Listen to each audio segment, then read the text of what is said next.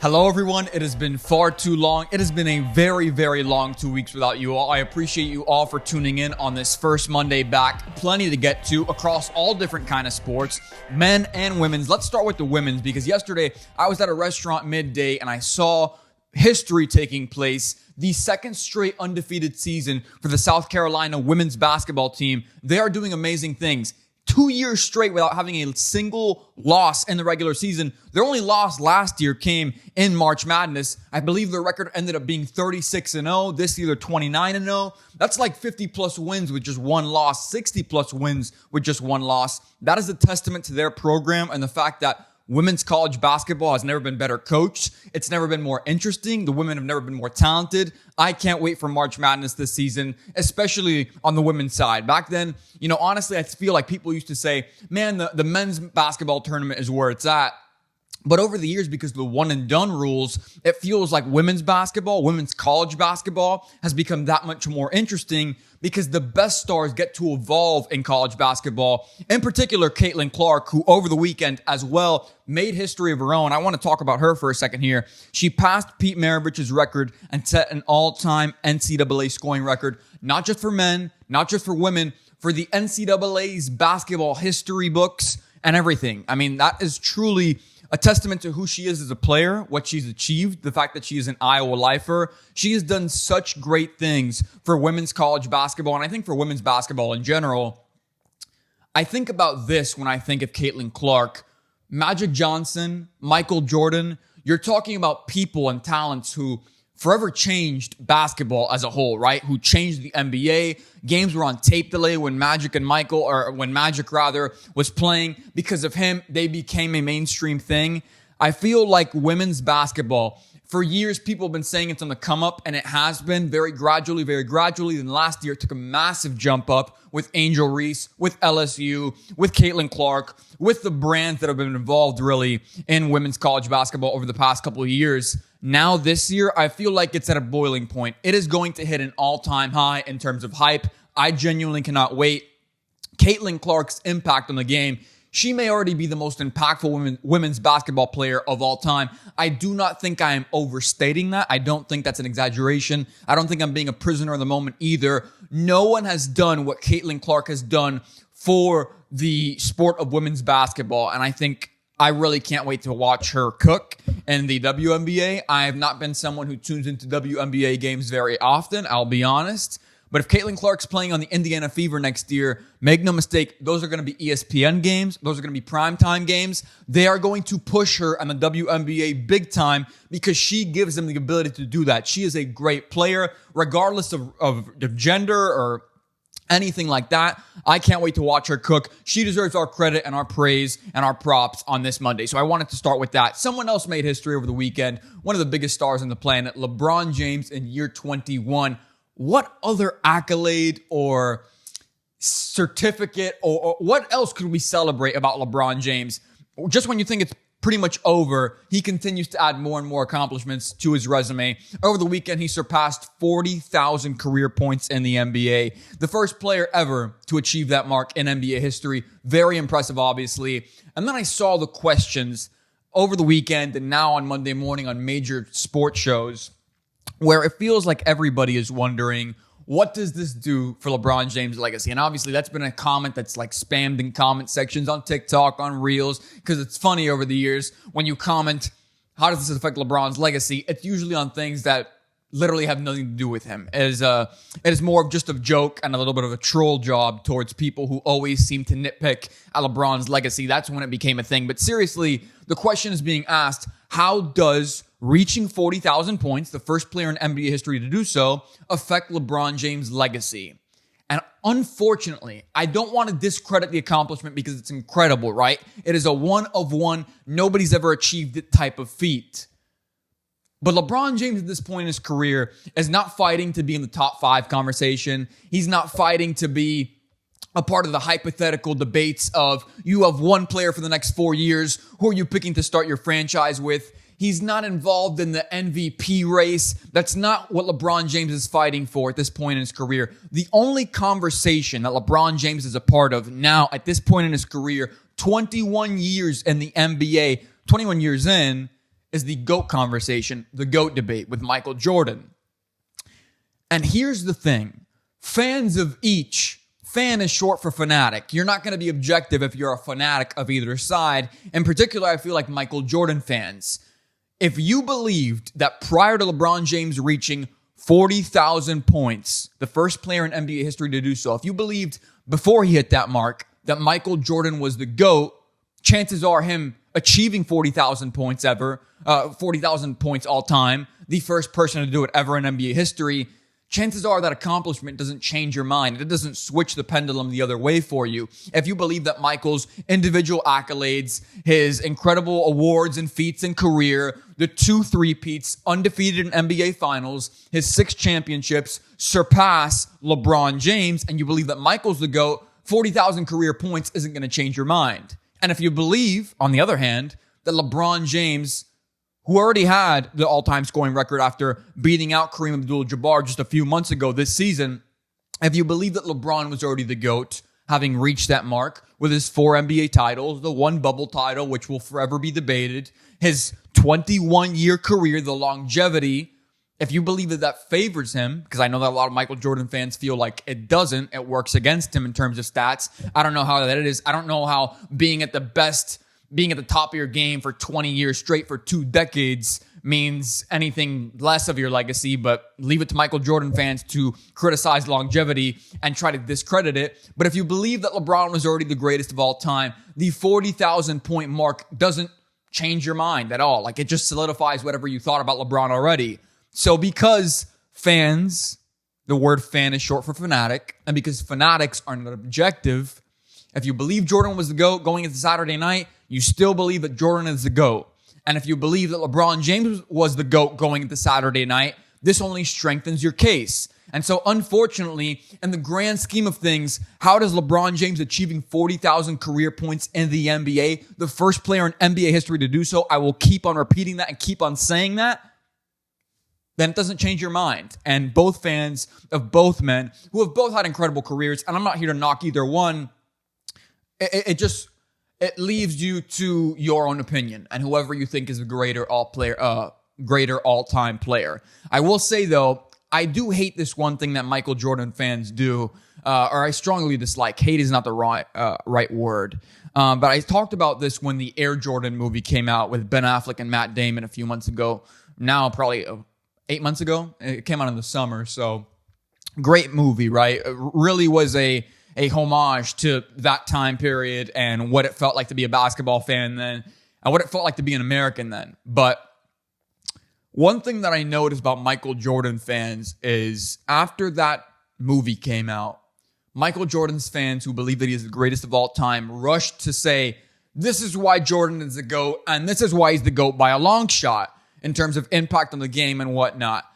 And my problem with that is you can say Jordan is the GOAT. I don't mind it. You can say LeBron's the GOAT. I don't mind that either. Truthfully, I probably should not say this as a sports broadcaster, but one take that I have never really had a solid opinion on, like I'm going to die on this hill, is the NBA GOAT debate. I've flip-flopped over the years. Sometimes I feel a certain way. After watching the Jordan doc, I certainly was like, man, that's why Jordan's the GOAT. And then I rethink it the next day, and it's like I've changed on it back and forth. And that's okay in my opinion, because these are 2 great, all-time great players, right? But for Jordan fans who act like the gap is so far apart between LeBron and Jordan, I'll never understand that. I think they're 2 all-time great players. Like I said, I think both of their legacies are pretty much untouchable up until we have another star, another generational star, maybe 10 years from now, 20 years from now, that'll also be in that conversation. But to me, it's like, I don't see the need to bury one guy to put over the other. I think both have incredible legacies. I think both are incredibly close all time. I don't think the gap is as far apart as fans make it out to seem. That's my TED Talk on the Jordan-LeBron James GOAT debate.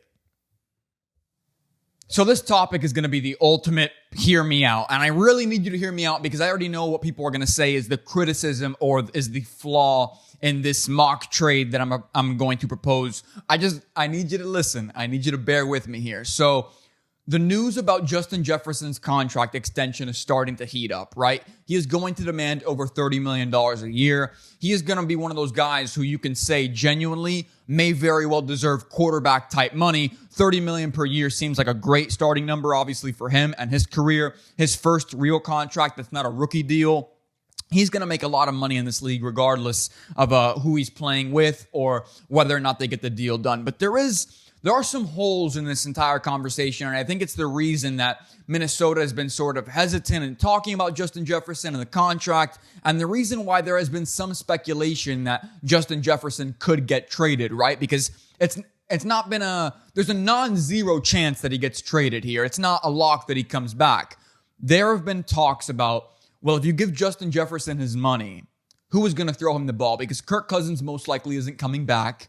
Is it going to be Nick Mullins? Is it going to be a bridge quarterback? Is it going to be a veteran who's coming off the couch? Is it going to be a new guy? Is it going to be a sixth rounder? Like, who is going to be throwing Justin Jefferson the ball? Because that matters. Even though Justin Jefferson is an excellent wide receiver, it matters who's throwing you the ball, right? This is an all-time talent. Randy Moss 2.0, as many people have said in terms of playing style. You want to have a Tom Brady. You want to have an all-time great, or at least someone who is acceptable, top 10 or 12, like a Kirk Cousins throwing you the ball. And I know Justin Jefferson has actually pushed back on that question publicly, and he has said, I played with 4 different quarterbacks this year. It really doesn't matter to me. I'll put up stats. I'll put up numbers. I'll help us win no matter who's throwing the ball. But that's not reality, right? The guy under center does matter at some point, especially when you're facing some of the better teams at the end of the year. And if you do make it into the playoffs, the guy under center is is what matters the most. Your quarterback matters the most in postseason. Who was the best quarterback in the NFL this season? It was not Lamar Jackson. I don't want to hear it. I know he won MVP. Who was the best quarterback? It was Patrick Mahomes, right? He ended up winning the Super Bowl. The team with the best quarterback wins the game. And so even though the defense helped the Chiefs tremendously, and I've talked about that on the show, I'm not going to revisit it. The guy under center, there's a reality to be acknowledged. He matters more than anybody else come postseason time. So Justin Jefferson is in a little bit of a pickle there because he doesn't know who's going to be the guy throwing me the ball. Even if he gets his money, will it be fun? Will he get to cook the way that he likes to? Is there an incentive to do well when you know that you're really only competing for regular season stats and attributes, right? And not really competing for postseason success? I don't know what success looks like in his mind. But then on the other side of the coin, you've got a team who has the number 1 overall pick, but seemingly based on everything we've heard, they like their guy under center. The Bears have seemingly kept on hyping up Justin Fields, posting highlight reels of his season highlights on Twitter, trying to tell fans that he's our guy, we believe in him. And they've been very reluctant to say, we're trading him away, which obviously any franchise would do if you're trying to maintain trade value. Trade value goes down the second you say publicly, a guy's on the trading block. That is a big football 101. Don't do that. So I understand why they're trying to keep his value up. But it has gotten to the point where it's so loud and it's, dare I say, so uncomfortable that people are actually starting to wonder, in the midst of Caleb Williams really becoming a likable guy at the combine, which I'll talk about a little bit later, there seems to be this belief that Justin Fields could end up being the guy. And Chicago seems to have this, not doubt, but they seem to feel bad. They seem to feel responsibility for the way that Justin Fields' career has turned out. Maybe unfairly so, maybe fairly so, in my opinion, fairly so. They have not done anything to support him. A defensive-minded head coach, no offensive line, no real weapons outside of DJ Moore. It's been a rough going for Justin Fields. I've always said that. I've never denied that. With that being said, I think we know who Justin Fields is at this point. I personally, if I was the Bears owner or I was the Bears GM, I'm trading Justin Fields. It really doesn't matter where, but if he wants to go to Atlanta and that's his preference, I'll send him to Atlanta. Nice situation. He'll have a good second chance, second opportunity. And I'm drafting Caleb Williams because he is a generational talent. And it's simply undeniable at this point, in spite of him crying on the sidelines and him crying after the game, after losing with his mom, and the outbursts and the painting the fingernails and the message on his fingernails, right? Things that we don't love, but you're willing to look past if he's a great talent. Here's where I dare the Chicago Bears to put their money where their mouth is. If they genuinely believe that Justin Fields is the guy and you want to give him another chance with your team and not trade him away to somebody else so that he can be great there, if you truly do think that Justin Fields is a great quarterback or can become one, I challenge the Chicago Bears to pull off what might be one of the most interesting and historic trades in NFL history. The Vikings know we can't really do anything as great as Kevin O'Connell is, our offensive-minded head coach. You are nothing more than your quarterback, and they don't have a secure quarterback. They don't have a guy that they love at that position, even though they have Justin Jefferson. Chicago, if they keep Justin Fields, is probably going to look to support him. Forget Marvin Harrison Jr.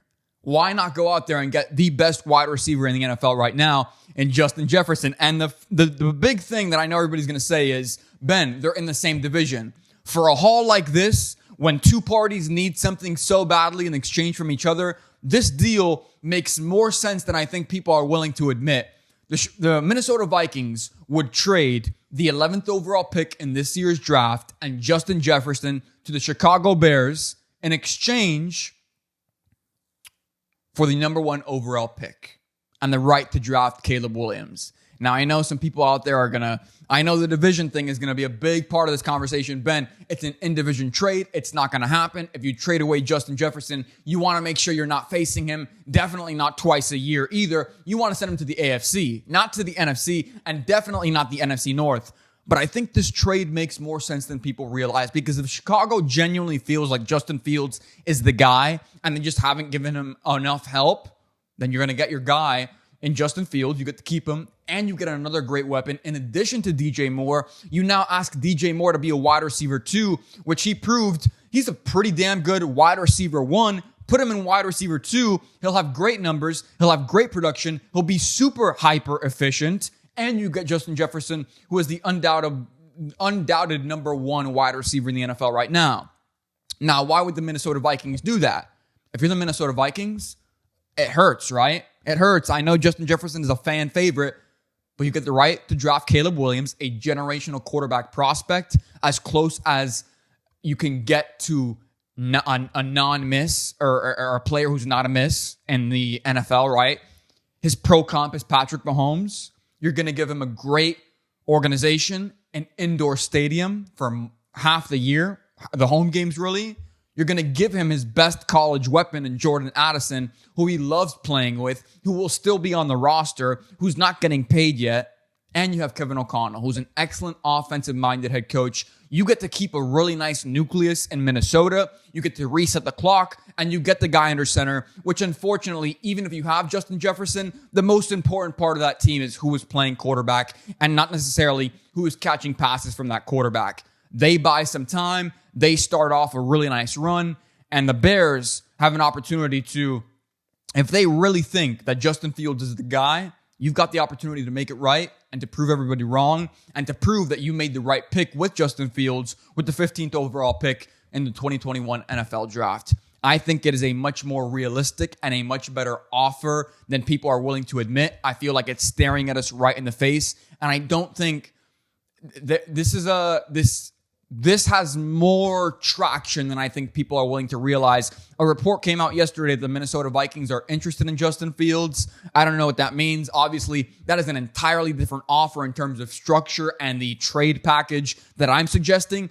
I'm just telling you, I wouldn't be shocked. Sometimes things make a little bit too much sense. This feels like one of those things. The Minnesota Vikings trading Justin Jefferson and the 11th overall pick to the Bears in exchange for the number 1 overall pick. Get their franchise guy, reunite him with his best college weapon in Jordan Addison, give him a great head coach in Kevin O'Connell, an offensive mind, a guy who knows the ins and outs of quarterbacks, and you give Justin Fields another year of runway to prove that he is in fact the guy, that you did pick the right guy all those years ago. I think it makes perfect sense.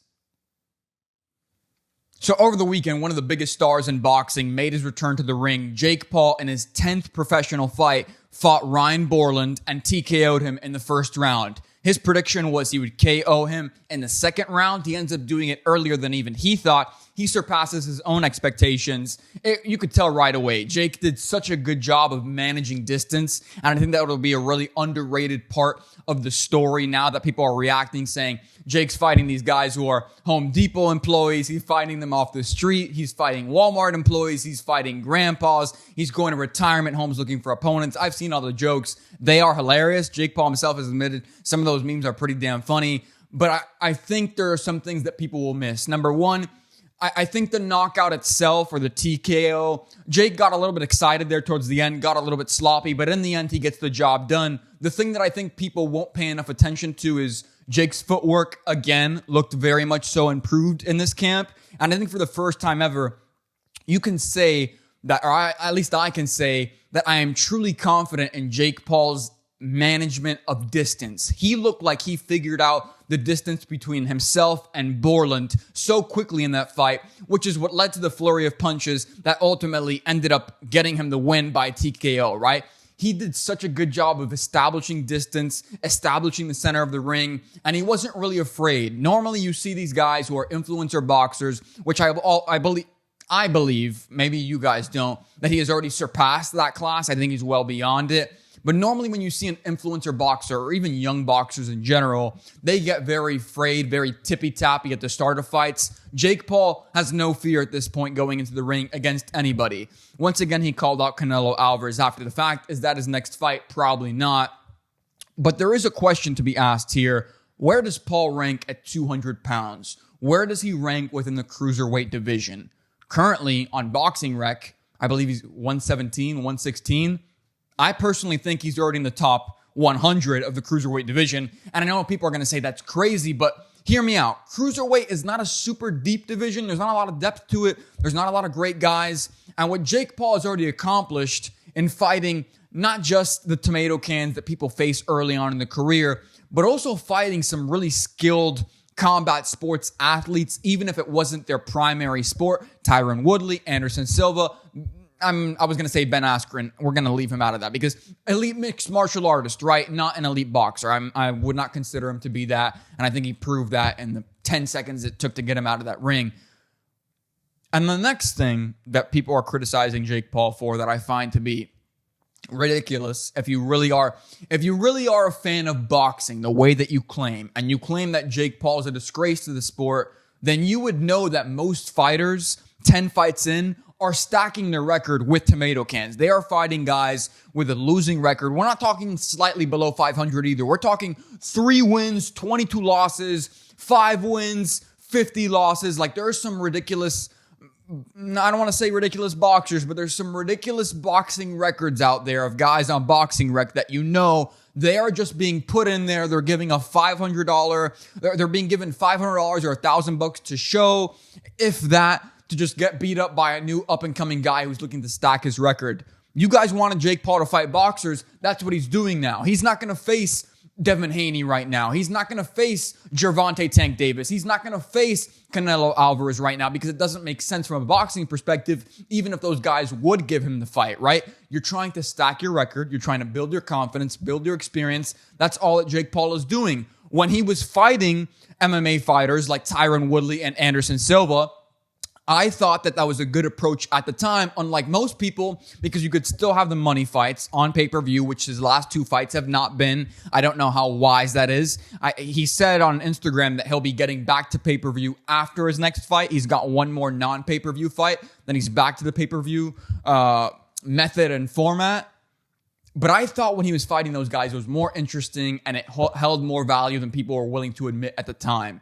Tyron Woodley is a better boxer than some of the tomato cans that are out there in the boxing world. Anderson Silva is absolutely a better boxer than 50% of the cruiserweight division who's been doing it for a long. Like, we don't have to be ridiculous here. If Jake Paul is already a top 100 boxer in the cruiserweight division, in my opinion, it's a testament to Jake Paul and his strengths and his ability to work hard and his dedication to the sport. It's also a testament to the lack of talent in boxing right now, and the lack of talent specifically in that cruiserweight division. He is very specific with the decisions he makes. He knows that cruiserweight isn't the deepest division in terms of talent. He's going to continue to do what normal boxers do, which is what you guys, the haters, encouraged him to do. And if you don't like it at this point, that's fine. He's going to continue to make his way over to the bank. He's going to continue to do things his way. And I don't see why not, whether it's a vacant title or one of the smaller titles or one of the smaller promotions, why Jake Paul is not world champion within 3-4 years' time. It seems perfectly acceptable to me. If you're asking the question, where does Jake Paul objectively rank in the boxing world, in the cruiserweight division at 200 pounds, I would say it's top 100. Don't at me.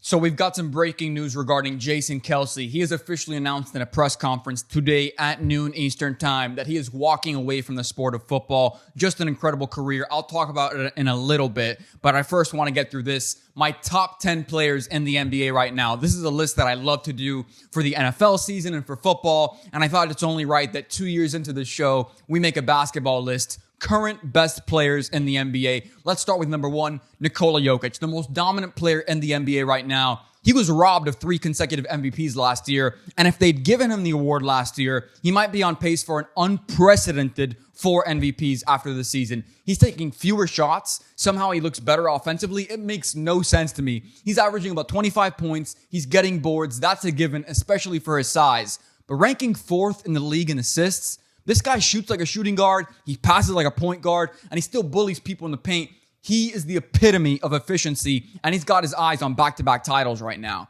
Number 2, Giannis Antetokounmpo. The last 12 months have been a roller coaster of a season for Giannis. New superstar teammate, followed by coach, followed by another new coach. Blame the staffing changes on whoever you want, maybe Giannis himself if you'd like to, but Giannis himself is controlling what he can control. He is scoring a career-high 30.8 points per game, and is the only player in the league averaging at least 30 points, 10 rebounds, and 5 assists. He is controlling what he can control, and that's really all that matters. He already has 3 50-point games this season. The Bucks are 39-20 when he plays, compared to 6-5 when he sits. He's lurking in the shadows right now, the MVP conversation, and rightfully so.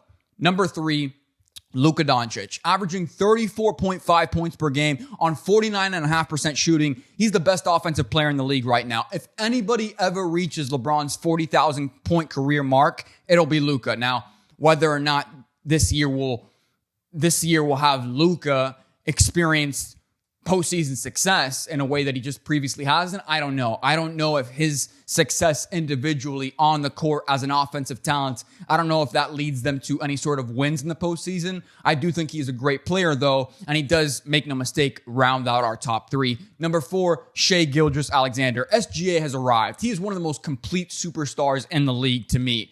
This stat right here is going to be insane. SGA is averaging the 2nd most points per game in the NBA this season, scoring 31 a night.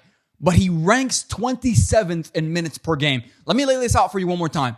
Shai Gilgeous-Alexander is top 2 in points per game, but there are 26 guys in the NBA who play more minutes on a nightly basis than him. No one is doing more on the floor with less time than SGA. That cannot be taken away from him. On defense, he leads the NBA in steals on a per-game basis with 2.1. I say, let him cook. Number 5, Steph Curry. God bless him. His team is awful. The Warriors are so bad right now that they have Steph doing post-game interviews where he's reminiscing about the good old days. But Curry himself, I mean, he's still one of the premier players in the league, in my opinion. The greatest shooting guard, the greatest shooter ever, in my opinion. He is averaging the most three-pointers made per game with 4.9 a night, which actually is 1 more per night than Luka, who scored 2nd in the category with 3.9 threes per night. That's impressive. That is, I mean, Steph's team can fall apart. They can look bad. They can get beat by 50 in a single half.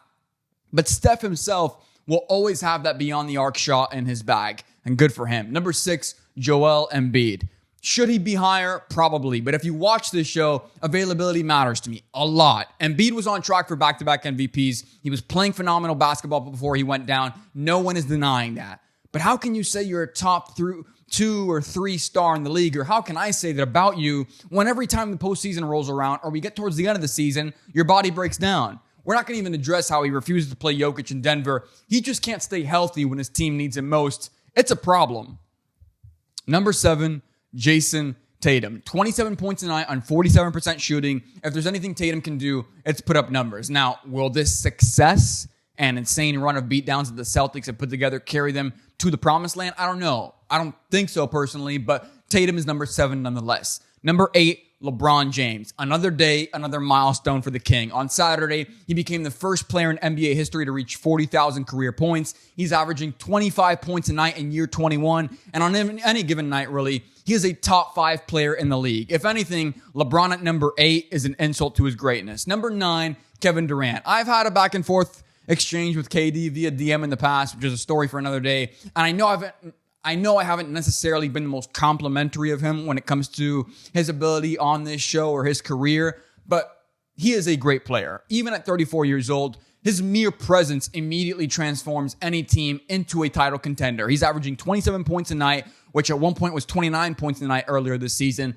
He's unguardable one-on-one. His defense has silently been a very impressive tool in his bag. In my opinion, KD's always been underrated defensively, so it's time he gets some love in the department. Feels like he's getting more love from people out there. Rounding out our top 10, the guy who I think could wind up being the face of the league once LeBron and Steph walk away, Anthony Edwards. In my opinion, I just think that Anthony Edwards, he is the heart and soul of this Minnesota Timberwolves team. Alex Rodriguez, who is the owner of that team, is very lucky. He's got one of the few superstars in this league who genuinely, you can say he's young. He's a superstar today. He'll be a superstar tomorrow. If they can just find a way to find postseason success in Minnesota, I think that it's going to be a great team for a long time. And I do personally believe that Anthony Edwards, outside of Jason Tatum, probably has one of the better chances to be the face of the league once LeBron and Steph walk away. I don't think that that is a long shot by any means. I do want to get to the news about Jason Kelce retiring, because he has had an incredible career, and props to him. It is a sad day for a lot of NFL fans out there, specifically for Philadelphia Eagles fans. I'm seeing pictures right now on Twitter. He broke down during the announcement, understandably so. In my opinion, an incredible career, an incredible family, an incredible life. One of the most complete football lives, I think, of anybody. Has had so much fun here at the end of his career. I'm very happy for him. Didn't go the way that he wanted it to go when he decided to come back for one more year after last season. But in the end, very few players get to walk out on their own terms. He has an opportunity to do that. In my opinion, that is a huge win in and of itself. In his next chapter, though, beyond the New Heights podcast, which we know is excellent and we know is a very fun watch for a lot of fans out there, I also think that Jason Kelce is one of those big men, one of the few offensive linemen in the league who's got a really bubbly and really infectious personality that will come across so well on TV in a way that maybe we haven't seen linemen be able to portray or come across as in TV previously. I think he's one of those guys that can do a great job like Whitworth does on Amazon. I know there's some conversations between Fox, ESPN, and Amazon. Apparently, Jason Kelce reportedly had meetings with those teams and those crews and those networks during the offseason, during the Super Bowl, when he was in Vegas. I can't wait to see what he does next. But make no mistake, he has had an incredible football career. We are so happy that he gets to call it quits on his own terms. Obviously, his body needs some time to rest and recover. I hope that he has the time to do that now. I'm sure he will. But yeah, that's all for today's show. A packed one. So much to get to. I'm sure we'll get to it next week. Going to be a really interesting offseason in the NFL. Going to be a really interesting NFL draft. I will have a mock draft ready for next week. I can't wait to share my picks with you guys. I have some trades pretty high up in that draft that I think make a lot of sense. We'll see whether you guys agree or not. I will definitely enjoy that. But until next week, I'm Benjamin Cure. This is the Benjamin Cure Show. Thank you so much for tuning in on our first week back. It's good to be back with you all.